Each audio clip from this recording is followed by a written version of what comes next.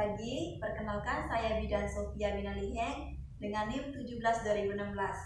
Saya dari Stikes Guna Bangsa. Di sini saya akan mempraktekkan cara untuk mencegah batuk pilek pada bayi.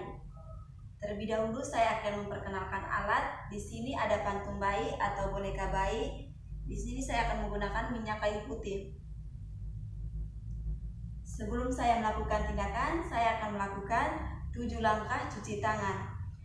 Tujuannya untuk mencegah infeksi yang ada dalam atau mencegah infeksi pada bayi. Sisihkan lengan baju sampai ke siku. Bila ada pakai jam tangan atau cincin, ditanggalkan atau lepaskan untuk menjaga kenyamanan. Melakukan cuci tangan dengan 7 langkah.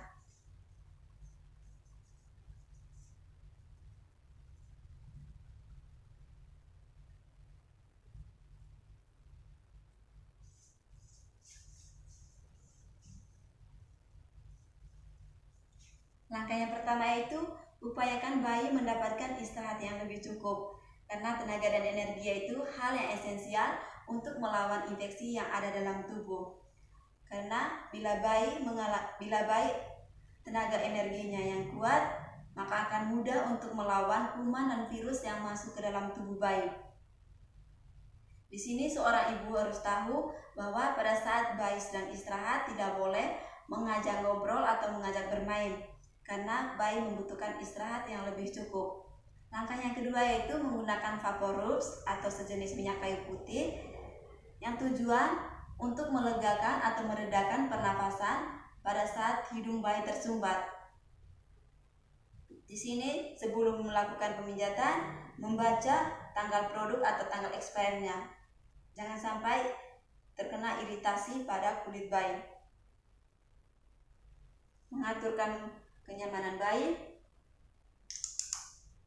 kita gosok bagian dada yang terlebih dahulu. Jangan terlalu banyak, jangan sampai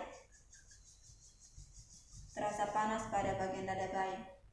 Gosok secara merata dan secara perlahan-lahan.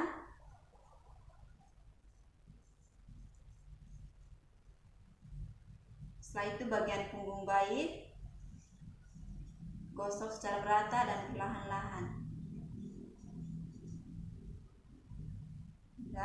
Mengaturkan posisi bayi senyaman mungkin.